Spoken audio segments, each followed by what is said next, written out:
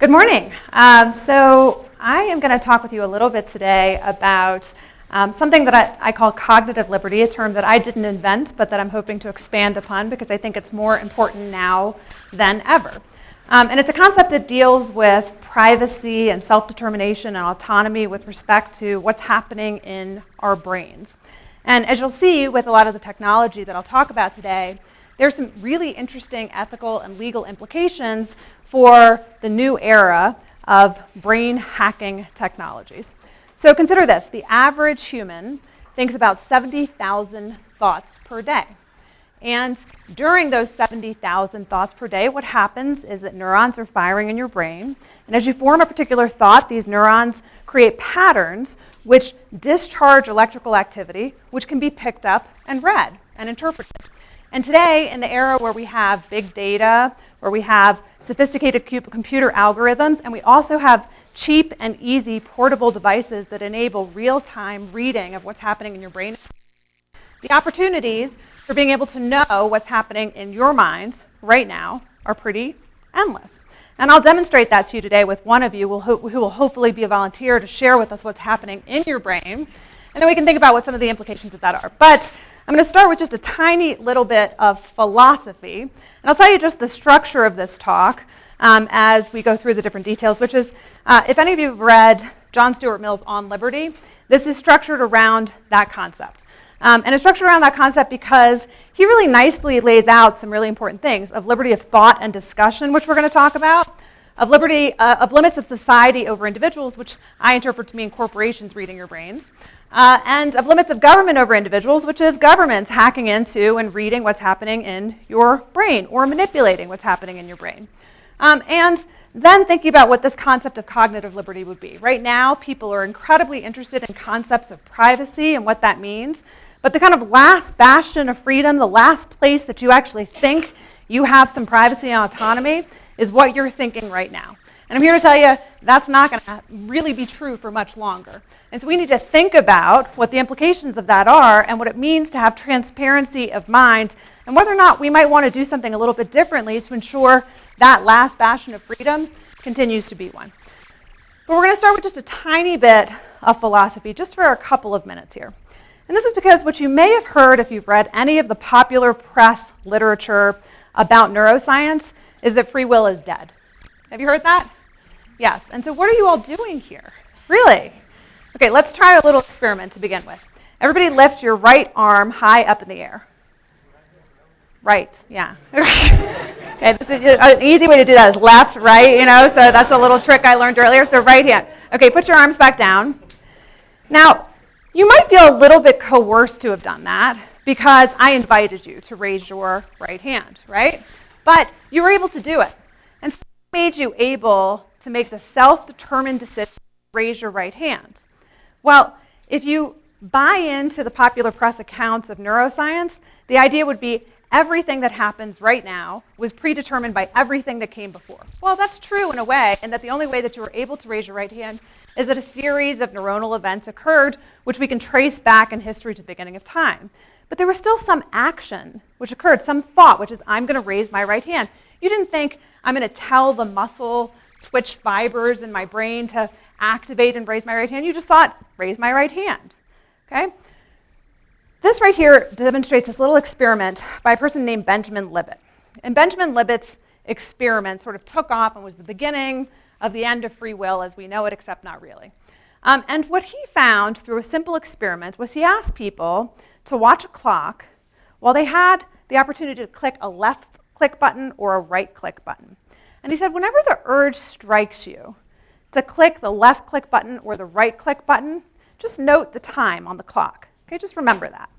And then, click whenever you get the urge. And so he did this in a series of repeated experiments over and over again.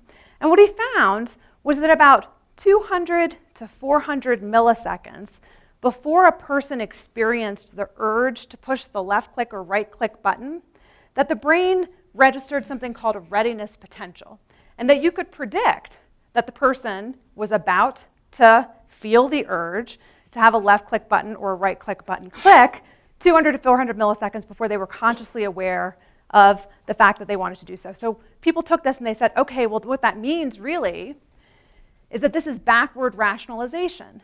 You didn't experience the urge to actually click the left click button or the right click button, that you that's in there, that experience of conscious self-awareness. That urge happened in your unconscious decision making. You then backward rationalized it so that you experienced the will after the decision had already been made. And they say, and this is how all decisions get made. You backward rationalize. Okay, so let's go back to the left click button or the right click button or me telling you to raise your right hand. Okay, well, probably before you were consciously aware of your right hand raising, you had a readiness potential in your brain. Does that mean you don't have free will? No, it doesn't. It means that your brain has some activity which occurs before you actually experience conscious awareness. That doesn't mean you don't have free will. And in fact, most of the new experiments to date confirm this. We don't have any better evidence today that you don't have free will than we did before all of the new cognitive neuroscience. And the reason I'm talking about this as the beginning precursor is if we're going to talk about something about liberty of mind, you need to have some free will for us to care. Because if we're all just machines and automatons, then really who cares whether or not people are reading your brain or anything else, because you're just a machine that's being read anywhere. I don't buy into that. I believe we have something called robust freedom of action. We have some constraints. There are preferences and desires that we have that are outside of our control. How many of you like sugar? It's a horrible toxin, right? I don't buy it because I love it. I love sugar. I do. I eat terrible candy, things that like children eat, you know, with like sugar on top of them and sour that makes your tongue go raw. I did my 23andMe profile, which we'll talk about a little bit more in a little while, because it's important to this conversation as well. And it turns out that I have a genetic variation which predisposes me to like sugar and to consume 16 grams more sugar per day than the average person does. That's 4 teaspoons more of sugar. And I'm so glad about that because I love sugar. But does that mean I don't have free will when I reach out and eat that piece of candy? I'm aware of my genetic predisposition. I'm aware of all the bad things about sugar. I enjoy sugar, and I nevertheless enjoy eating it, knowing the consequences. We can weigh our predispositions and our preferences and come up with desires and decisions about how we're going to act. We can have a longer conversation about that during Q&A if you'd like, but I want to start there, which is to say the presumption of this conversation is that you have some constraints from preferences and desires, some constraints physically that are outside of your control, but you also have the robust ability to be self-determined and to make autonomous choices. So, given that, just because, for example, you may not have fast twitch muscle fibers that make you an Olympic athlete, you nevertheless can train to become a decent runner. And even if you do have fast twitch muscle fibers that could make you a world-class runner, unless you actually train, you never will be one. So your predispositions and what you are born with alone isn't going to determine your fate. You still have to make action choices which decide what you ultimately will do. Okay, so since that's the precursor, we're going to start with a little experiment. And this experiment gets us into the kind of concept of cognitive liberty. This little device right here, I didn't invent. It's a consumer device available from a company called NeuroSky. It's the first of the consumer-based EEG devices that were out on the market. How many of you wear fitness trackers? A few of you. So a few of you are already in the mode of kind of tracking your steps per day, your sleep cycle, your heart rate. Well, we've moved past that. Now we can track the electrical activity that's happening in your brain. So I need a volunteer, somebody who's willing to have their brain activity shown on the screen. How about you? Great. Thanks. And you all can play with this afterwards. Can we switch to the, yeah. Okay, so while we get hooked up here, I'm going to tell you what we're going to be doing, which is I'm not going to literally show his thoughts because it might be embarrassing for him to just have his thoughts decoded on the screen here today. And in fact, we're not there yet. We can't actually in real time take EEG information and read brain activity. But what we can do is read simple emotive thoughts. Wow, that's a lot of, wow, that's really interesting. Now, that's not his brain activity, believe it or not. That's, in fact, not his brain activity, even though it is interesting brain activity. All right, so let's get AirPlay and see if we can get this up there. Okay, so what I told you was that we've got, great. Okay. What you're going to see here right now is we're going to ask, what's your name? Max. Max, we're going to ask to relax in front of all of us. And what we want him to do is to get into the green bars. So let's all just be quiet for a minute and watch Max's brain activity. Relax, Max. Not everybody's watching you or your brain.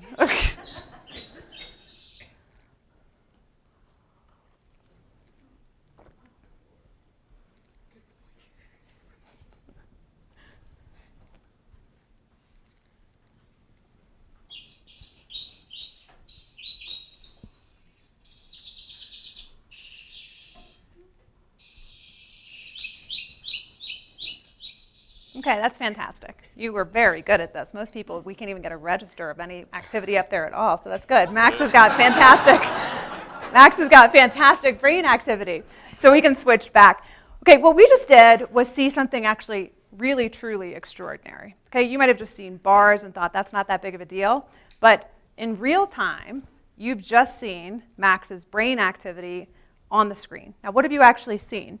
You've seen a measurement, which is interpreting the EEG activity in his brain, which is looking at a particular band. So this is measuring alpha wave activity in his brain, and alpha wave activity has been interpreted to be associated with relaxation, with meditation. And what's neat about this device is that it's in part a neurofeedback device. If Max did it for a little while, he would quickly be in the green for quite a while because you hear those birds chirping. The birds chirping are a reward which tell you that you've achieved a particular brain state. Okay, so that's extraordinary in a few ways. One is we've already gotten to the point where we can map what different waves of bands that you can measure via EEG mean. And we can interpret those in real time and understand what they mean. That's great for a few different medical purposes. For example, if somebody were to wear one of these devices all the time, and there are better devices you'll see that are coming out on the market. This is one of them, Muse, which is launching this month through a company called Interaxon. It has 5 electrode leads instead of 1 electrode lead. There are other ones that are arm-based devices that also pick up EEG activity. And scientists are hard at work, and computer scientists are hard at work at being able to map what all of that information actually means and be able to understand and interpret it and decode it. And it's rough right now. It's emotive states. But it could be things like you're about to have an epileptic attack, or you are about to go into insulin shock. And if you're wearing this in real time, you can get an alert on your iPhone that tells you that you're about to go into epileptic shock, or you're drowsy while you're driving, or you are inebriated while you're driving. And in real time, you can get this information that's actually feedback to you and provide you with really valuable information. So what's going to make people wear this? Well, first of all, I doubt Max would want to wear that around all the time. But Google Glass already has incorporated, through several different companies, electrode leads that give you the real-time information on Google Glass. So to the extent that that becomes something people start wearing more frequently, it's something that people could actually incorporate. Okay, it's remarkable in another way, which is the way in which that was communicating to this computer, to this device, was via Bluetooth technology. And what do you know about Bluetooth technology? Is it particularly secure? It's not that secure. And this is just Max and my iPhone and my little application via Bluetooth. So chances are none of you hacked into the Bluetooth channel that the information was actually being transmitted on to actually pick up his information, but you could. And the NSA could. Just like the NSA is able to read your emails and read your cell phone, they could also start reading your brain activity. But more importantly, it was communicating via an app. And these apps communicate via the cloud, which store information in real time, which now gather a tremendous amount of information about your brains, not just about other information. So all of you are thinking, okay, well, I just won't wear it, right? No big deal. I just won't incorporate these devices. But I'm going to talk through why that might not be such a plausible opportunity for you, given that it's being incorporated in many different areas and in many different ways. I'm not going to turn you into this by the end, I promise. Just like we can read brain activity, we can manipulate brain activity, right? So that's a really simple thing, which is accessing brain activity. But most of you are familiar with the debates that have happened in the sports arena around enhancement, right? So whether or not it's Lance Armstrong and if he doped in a way that should justify stripping him of his Tour de France titles or Roger Clemens and whether or not he was truly a natural athlete or not. This is a pretty well-documented and well-debated issue in the context of sports. And in sports, it's perfectly reasonable for us to think we don't want to celebrate anything other than natural honed talent. That's what we're paying to watch. That's what we're excited about watching. We can set the rules however we want. But does the same thing apply to cognitive enhancement? So this is Hobby J. Hobby J is a Long Evans rat, and he's the smartest of the smart Long Evans rats. He may even be smarter than some of you in a particularly important way, which is Hobby J has been genetically modified to increase receptors in his brain which are necessary for memory. And his memory is so good that during his lifetime, which is now tragically over, Hobby, during his lifetime, he was able to remember things, on average, 10 times longer than the smartest Long Evans rat. And it turns out that the region that he was genetically enhanced turns out to be a very good drug target for increasing memory in rats and also in humans. And that has great implications for things like Alzheimer's and dementia and the opportunity to actually improve and preserve your memory over time. It also has implications for students that I teach who want to remember all of the information they need to remember for their exams, because it turns out it has both short-term effects and long-term effects. Is there anything wrong with them taking a drug that improves their memory? And there's a different drug whose name you might want to write down in case you haven't heard it before. It's called modafinil. Modafinil is, from my perspective, one of the coolest drugs that are out there right now. So modafinil, its brand name is called Provigil, is a drug that was first tested on Air Force pilots. Because Air Force pilots, we needed to be awake for long periods of time and to be alert. And caffeine brings with it substantial jitters, and you do not want your Air Force pilot flying like this. Instead, you want your Air Force pilot to be incredibly steady and incredibly alert. So modafinil, they tested in these Air Force pilots who were sleep deprived over a 72-hour period. And what they found was that after 72 hours, while taking modafinil, the Air Force pilots performed just as well on motor IQ as those who had had 7 hours of sleep per night. But they discovered something else remarkable as well. They did better on performance IQ. Better than somebody who had slept 7 hours per night. Well, it turns out that if you sleep and take modafinil, the effects are even more enhanced. What seems to happen is that it increases the rate of firing in the prefrontal cortex region of the brain, which increases the rate of learning and assimilation of information. It's not as if suddenly you know all the information in the world. Simply that you can learn information more quickly, remember it longer, assimilate it better. So is it a problem if students start taking the drug? Is it a problem if, while studying for the boards, that a medical school student takes it, but then doesn't take it afterwards? Have they really the kind of capacity that they tested for and represented while sitting and taking the test? Well, it turns out at Duke University, the answer is it is a problem. Duke University is the first university in the country that has actually incorporated into its cheating honor code policy that taking performance-enhancing drugs without a prescription, which is an important caveat, without a prescription, is cheating rather than a violation of the drug policy. But is that right? Does that make any sense? Aren't we all in the business of simply improving our cognition? Isn't that what we're in kind of the world for? Isn't that why you're all here at Aspen Ideas Festival, is to improve your minds?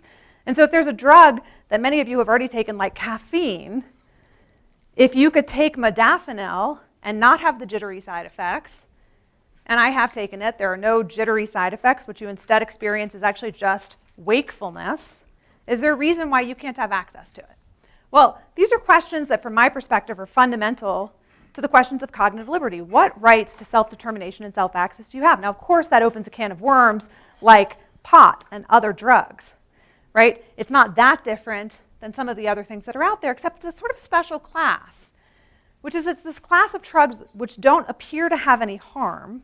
It doesn't make you worse of a driver, put anybody at risk when you're on it, but does seem to improve your enhancement of your abilities, and we don't quite know how to deal with that. The FDA doesn't know how to deal with the safety versus efficacy questions in a drug that's about improving your overall well-being rather than a therapeutic kind of use. Okay, well, that's one side of the coin. The other side of the coin is, if you have a right to enhance yourself, do you have a right to diminish yourself? Now, some of you may have done that last night by having a glass of wine. And some of you may have done that by sleeping too long or sleeping too little. It turns out if you sleep less than 7 hours per night as an adult, that may, in fact, decrease your overall memory, your cognition, leave you far worse off. But I'm going to talk to you about it in a slightly different way. This is a drug that some of you may be on, propranolol. It's an ordinary beta blocker, which has been around for a very long time, which is just used for cardiac conditions. So it's a drug that's kind of readily available. But it has a different application that's actually quite extraordinary. So there's a researcher at Harvard by the name of Roger Pittman who has done a series of experiments. Other people have as well, but his have been interestingly done in an emergency room. It turns out that if within the first 6 to 24 hours after a person has experienced a traumatic event, they're given propranolol, that it may extinguish the fear memory associated with what they've just experienced. So consider this, which is actual experiments that Roger Pittman has run.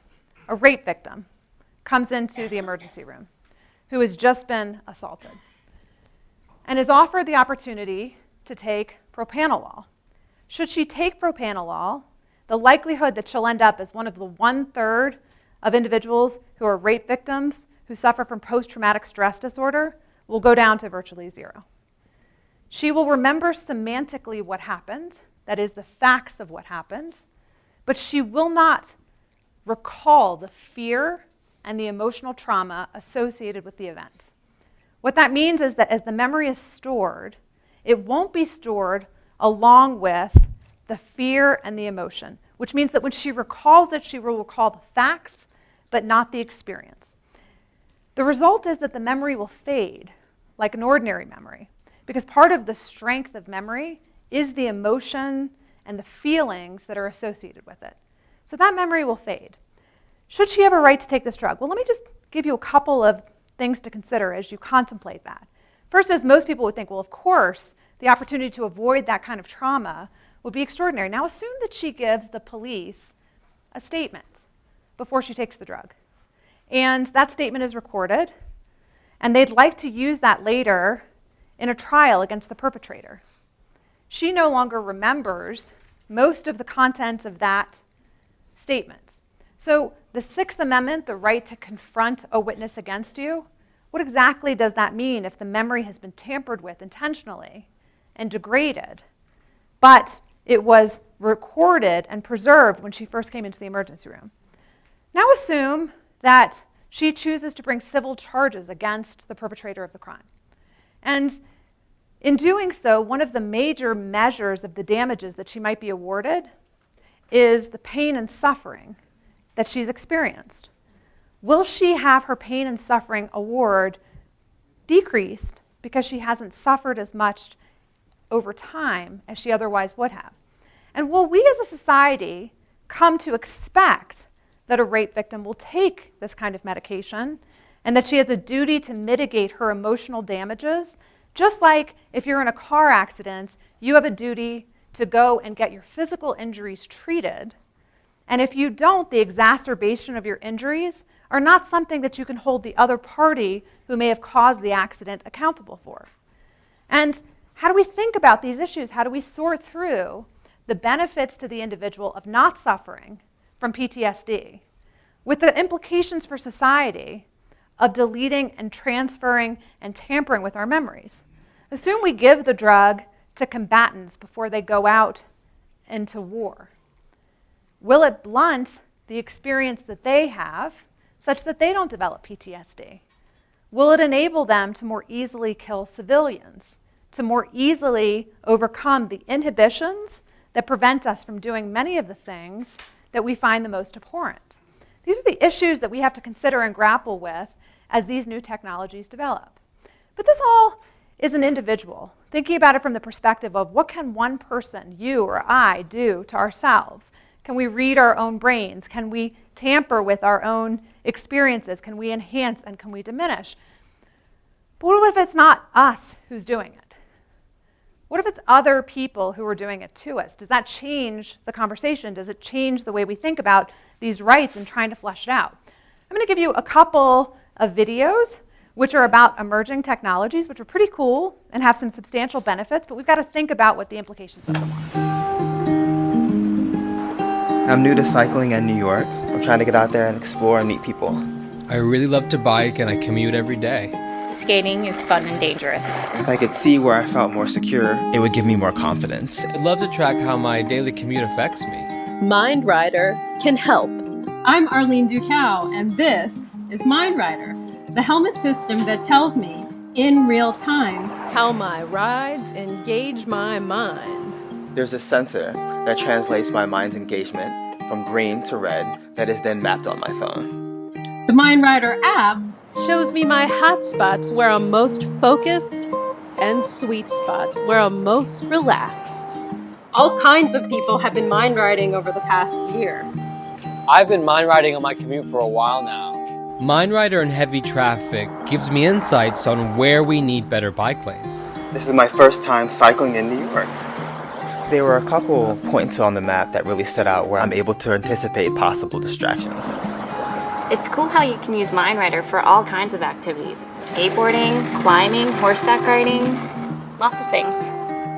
Since making the first MindRider at MIT, our team has been working hard to build cool, safe, lightweight helmets that show you how your mind and body connect to your movement around town.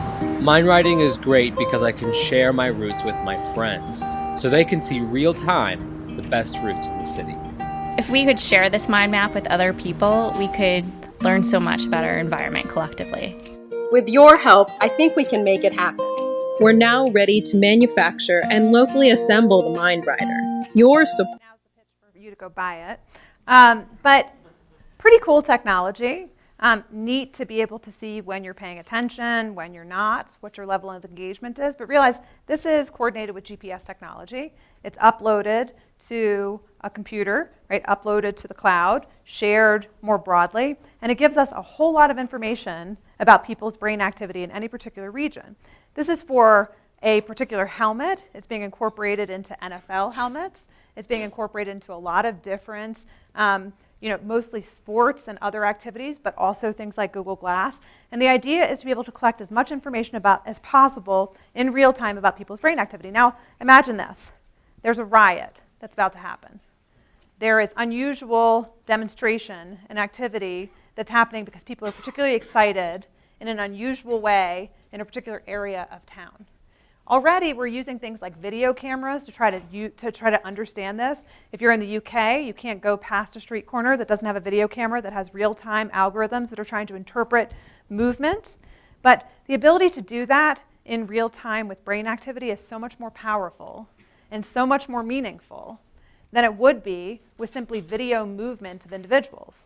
And the ability to quell activity or to stamp out protest or to be able to control a population can be significant.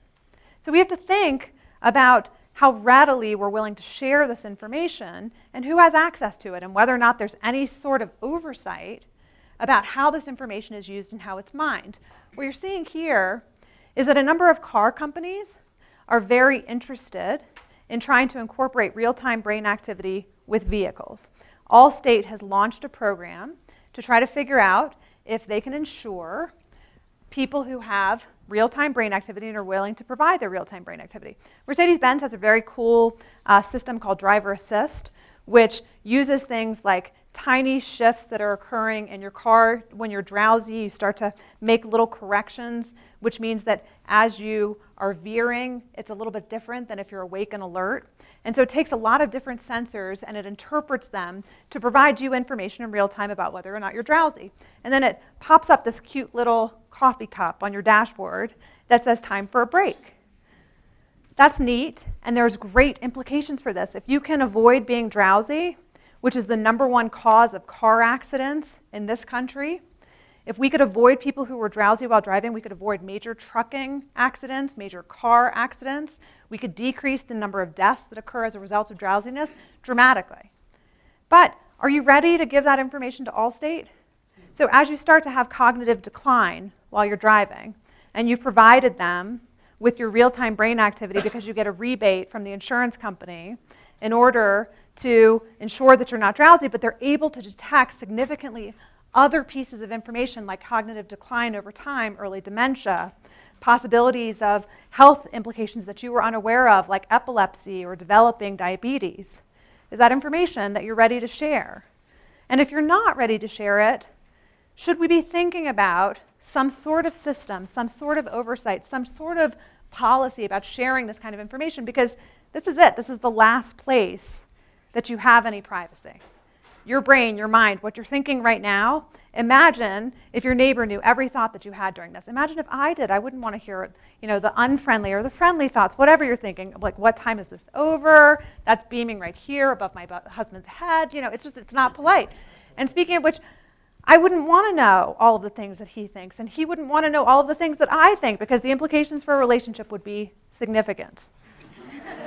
You all know what I mean, right? So we have to think about what these implications are. I'm going to show you a different one as well.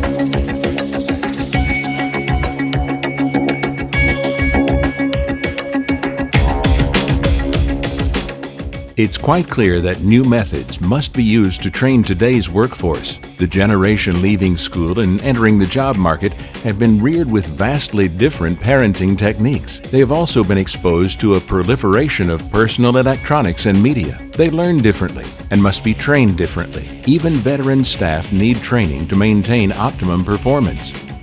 Freer Logic's Performance Monitor is a revolutionary training tool used by NASA, NASCAR racing teams, the nuclear power industry, Olympic teams, and the military.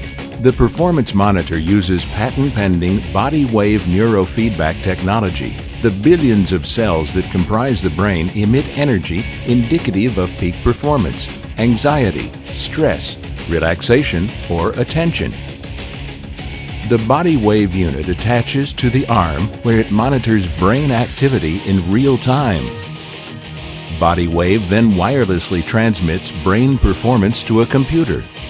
Simultaneously, the Freer Logic Performance Monitor video records physical performance. You are now able to view real-time brain performance while staff is engaged in their typical work task. The trainer can mark the real-time session data for notation. The video recording is then presented to the trainee with mental performance overlaid. This provides an extraordinary teaching opportunity where inattention, distraction, anxiety, or stress can be viewed in direct relation to actual human performance. The Performance Monitor teaches trainees to permanently reduce stress and anxiety while increasing skill and attention. This is known as peak performance. Peak performance increases productivity, work quality, profit, maximizes creativity and innovation, and reduces human error. The Performance Monitor can track up to 3 people simultaneously to monitor team performance. You can find your weak link. You can find your strongest member. You now have the tool to tell whether your trainee is a peak performer, fails under pressure, can function on a team, or specifically where they need more training. The power is in your hands right now. So hopefully that gives you slight chills, and it should make you even more nervous to learn this has been adopted by the military. It is being used by NASCAR.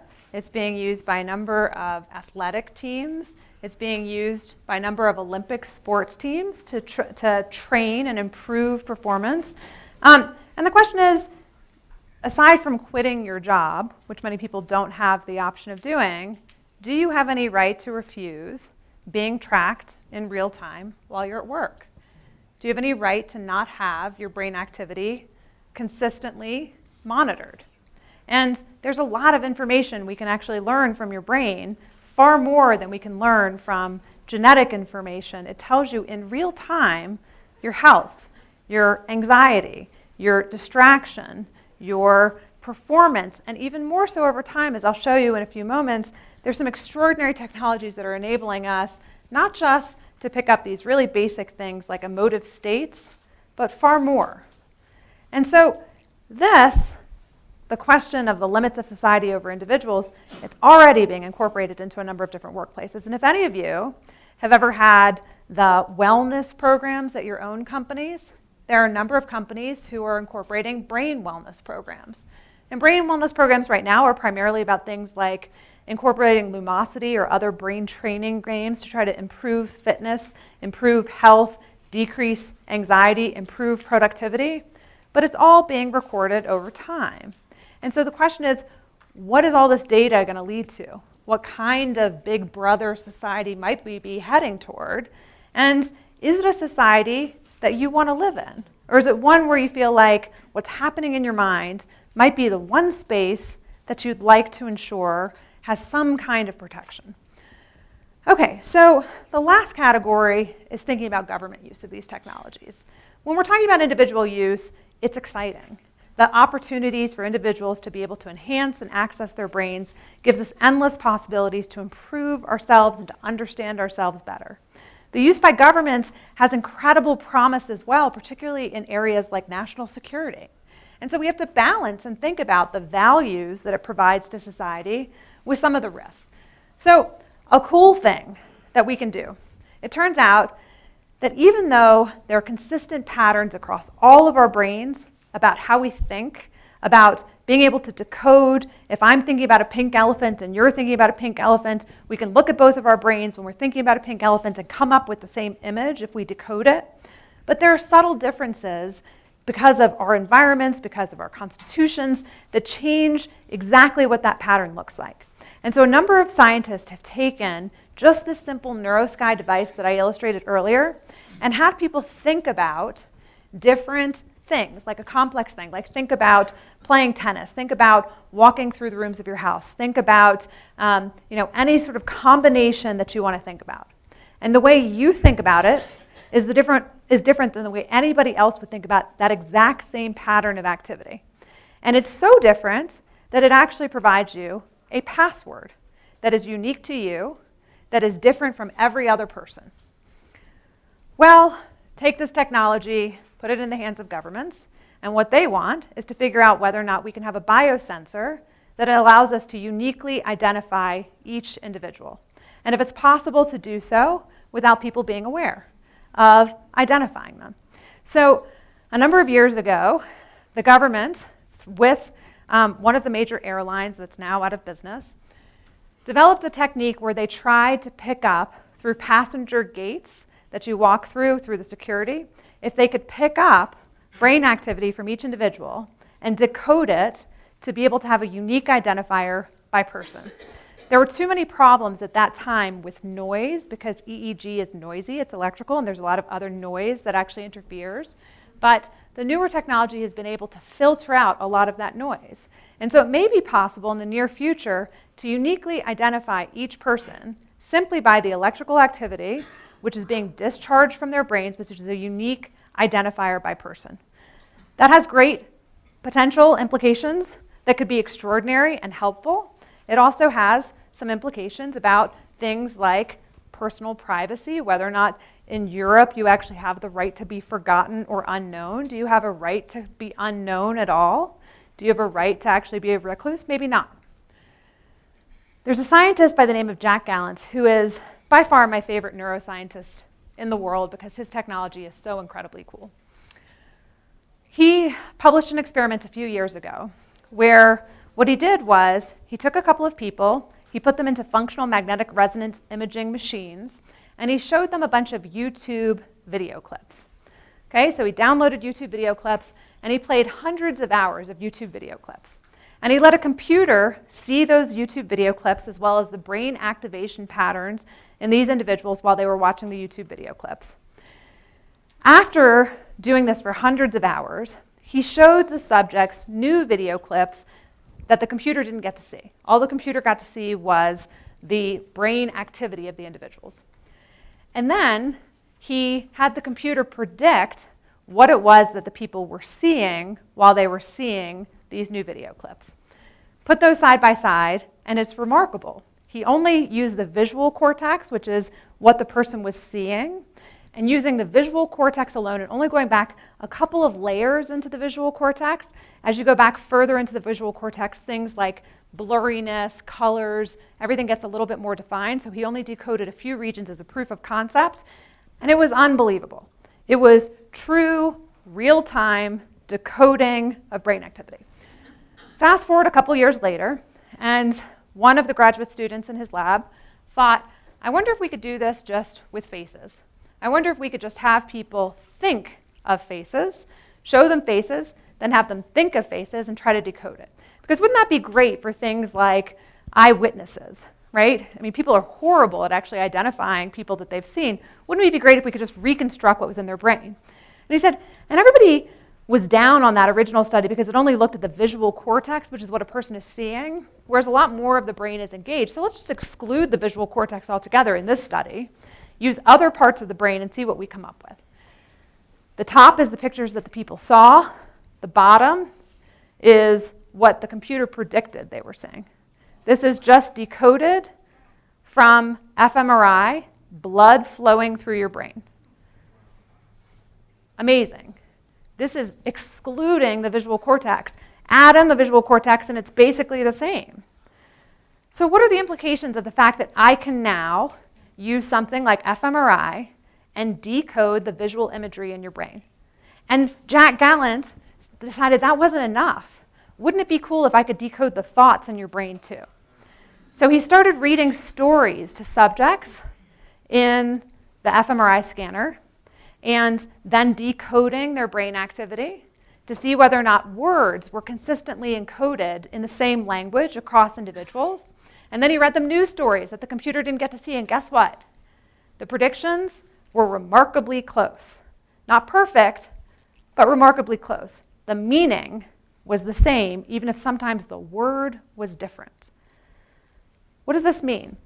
It means that with a willing participant today, you can decode a person's visual imagery as well as the thoughts that they're thinking. If you're not a willing participant, you can just wiggle your toe or think about pink elephants, and you can't decode anything. But, of course, we don't always have to have willing participants because there are ways using things like functional near-infrared imaging where a person doesn't have to be aware of the fact that their brain is in fact being decoded. And so if that's true, if governments can start to get to the point where they can decode what you're thinking, what you're seeing, what's left? What kind of autonomy is left for individuals? And they're doing the same thing for cognition. And there's one more piece, which is memory can not just be decoded, it can be changed. Every time you remember something, it's reconsolidated.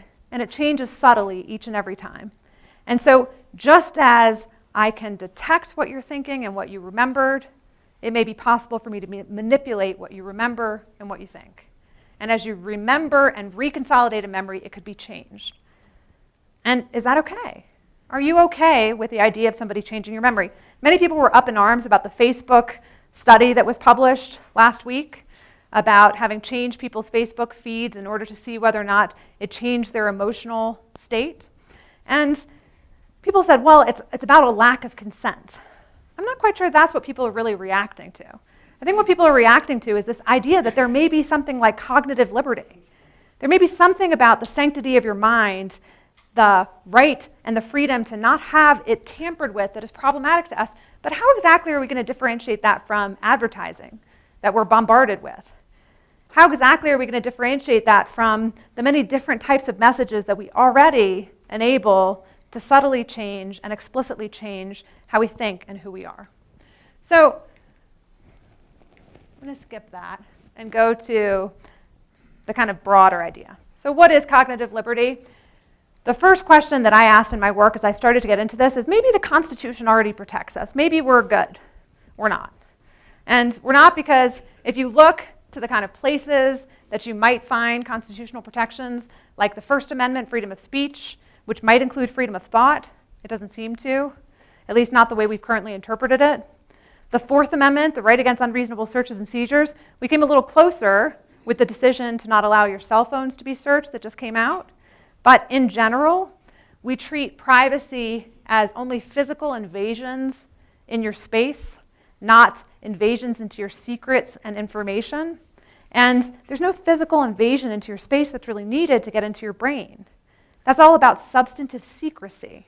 Substantive secrecy, which doesn't seem to be well protected under the US Constitution.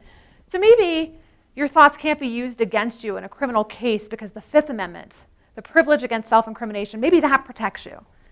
But sadly, it doesn't, because the way that we interpret the right against self-incrimination is that you can't be forced to speak words against yourself, but real physical evidence from you, like a blood sample or a voice exemplar or a handwriting exemplar, those are all okay to use.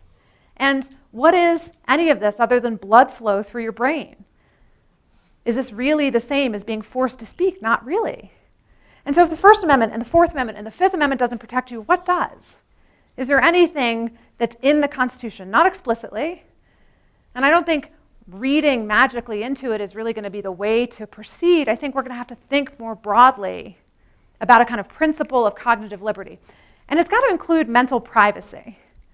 Something about the idea that there is this space of personal repose, the right to think thoughts against the government, the right to have bad thoughts about your spouse, or good ones, the right to have personal relationships where you only share what you want with certain people and create intimate friendships that are different than what you share with other people. But it can't be an absolute right. Already, we've ceded a lot of our mental privacy by sharing it with other people, by putting it in our emails, by talking about it on the phone, by expressing who we are. So it's not unlimited. But there's got to be some space that's protected. And freedom of thought. John Stuart Mill beautifully explains how essential it is to a democracy to have freedom of thought. How when we stamp it out, the creativity, the right to actually hear differences of opinions, the ability to get to the truth can only occur if we can think freely. And if you know that every thought you're having is being listened to and decoded, how likely are you to let your mind wander? How likely are you to be creative? But part of this has to be a rethinking of concepts of self-access and self-determination. If any of you followed the controversy with 23andMe, the Food and Drug Administration partially shut down 23andMe, the first direct-to-consumer genetic testing company that was widely available, because they said it didn't have analytic validity, that is, the results that they were reporting hadn't been validated, and didn't have clinical validity because each and every indication they gave you hadn't been independently verified through FDA protocol. The problem is this is a new domain. We're in a new era where rather than simply having information filtered through physicians, we're having a democratization of information where people have direct access to that information. And that decision shows a really deep tension between a prior, more paternalistic model to a model that gives people greater autonomy of decision-making over their own bodies, over their own health. And we're going to have to resolve this in a way that balances societal interests with individual interests, that enables people to make choices about, do you want to take that propranolol when you've had a traumatic event? Or should society say you can't because of the implications for the loss of memory to social conscience and to social good? Part of this also has to be consent, but consent can never do sufficient work. Consent is a thin concept. And we blankly give consent all the time. Yes, I will wear this device and I will not read all of the fine print. Consent has become a legal checkbox that isn't sufficient, but some form of consent has to be built into a model of cognitive liberty that allows us to have some say, some deliberative democracy about what it is that we feel comfortable sharing and what we don't. And of course, we're going to have to carefully weigh the risks and benefits. Because as we think about the loss of social conscience, as we think about coming to regard certain things like rape as less harmful because the social harm from it is decreased, we have to weigh what the benefits to the individual are versus the risks to society, and we have to decide what the risks are of sharing our brain activity versus the risks and the benefits to society. We have to have that conversation, and we need to have it now because as the technology I've shown you today proves, it's here. This isn't a futuristic conversation. It's here already. The data is already starting to be collected, which gives us the broader model and an opportunity for you, hopefully, to ask questions. So we now have about 10 minutes left where we can have an opportunity. If you'd like to ask questions, I'd invite you up to the microphone to do so.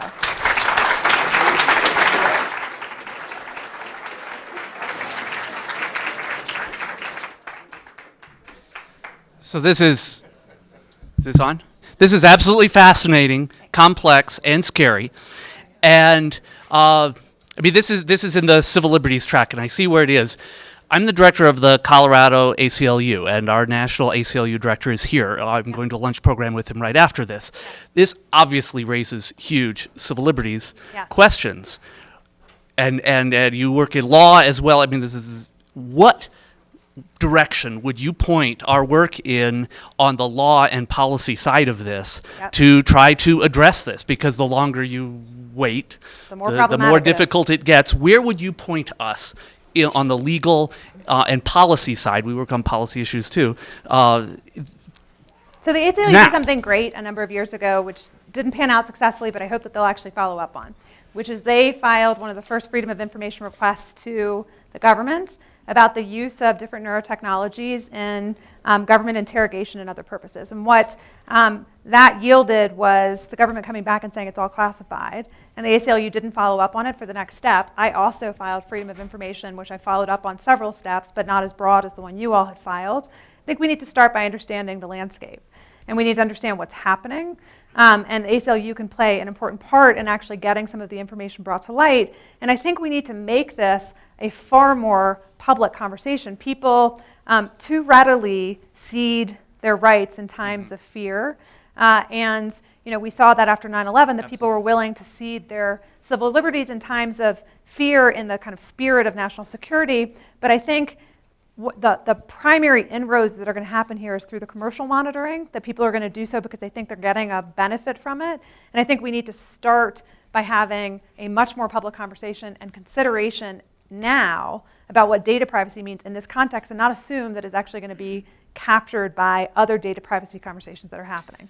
Well, for example, something like this idea of a right not to have you, to refuse to have your brain monitored at work, for example. That's something fairly specific. Yeah. And that's one of the choices, is how broad do you go, how specific do you go? Right. But there have already been, issues around, for example, what access, can an employer demand your Facebook password? Right. And the answer has been yes in many cases. Yeah, I know. There's split decisions on these things right now. Yeah. But what would you suggest in terms of how broad and how narrow to? And what do you see as the ways in that you think are most likely to be productive? The data privacy around things like cell phones, like secrecy of information, I think is really important to pursue. Mm-hmm. The workplace monitoring, I think, is essential to pursue, and to do that specifically. Mm-hmm. But to get the argument about a broader right to cognitive liberty into those debates, so that these aren't so narrowly focused on a single claim, mm-hmm. but broadening it to understand that what's at issue here is something different. Like in the example I gave about whether or not people will have to take medicine to mitigate their emotional damages versus physical damages. What's at stake in those cases is not just, are we going to treat emotional and physical damages the same because they both have a physical component? It's, is there some right that's different to your brain that we need to be thinking about and talking about and litigating for an autonomy interest that's different? Thank you. Thanks. Well, really some comments more than questions. I don't have a legal background, but having been a medical professor and having to give lectures, I was extremely impressed by the fact that your lecture was very cogent, very well put together, very lengthy, and I feel obligated to ask you in the first place how many hours of sleep you got last night, and whether you took any drugs. Now, is this being recorded about the drug conversation? But I got plenty of sleep last night, so thank you for the compliment. I appreciate it. There's really a lot of food for thought. For example, we do require people who've been convicted of crimes, for example, to wear ankle bracelets. You mentioned that a driver might, by use of one of these devices, have feedback about whether they're driving in an inebriated way. Do you think it would be legal to require someone who'd had a DUI to wear one of these devices so that in fact they could be, a driving attempt by them could be aborted? Yes. So already there's something called the electronic sentencing alternative, which some prisoners have been given the option of. It's not brain monitoring, but it's other biofeedback measures which are being real-time monitored and sent back to police stations, to parole officers, which will tell you, for example, if the person is inebriated. And already people are working to see whether or not you could do that in real time with brain activity as well. So I think as an option, it will be legal. The question is, how coercive is it to offer somebody this option versus 20 years in prison? Is it a real option that we're giving people? And can you simply require it as part of the sentence rather than giving it to a person as an option? Can you say that the sentence is you will be monitored for the rest of your life so that we can figure out whether or not, for example, you have pedophilic tendencies or impulses, which we can also start to detect. So I think it is legal but problematic. Last question, I believe. I was recently watching a talk by Jane McGonigal, who's in the gaming industry, and she was citing some of the things that have been exciting to her recently. One of them being playing a game for burn patients that had a lot of ice in it and snow, and that actually decreased the need for pain drugs. But the other one that she was talking about was one where if you play something like Candy Crush right after a traumatic event, that engages the visualization cortex to the point that you don't have those visual flashbacks. So you don't have to use drugs. It's absolutely right. So these devices are pretty amazing for neurofeedback. They can be used. It turns out 20 hours of neurofeedback on this may be better than 10 years on ADHD drugs for improving attention and focus.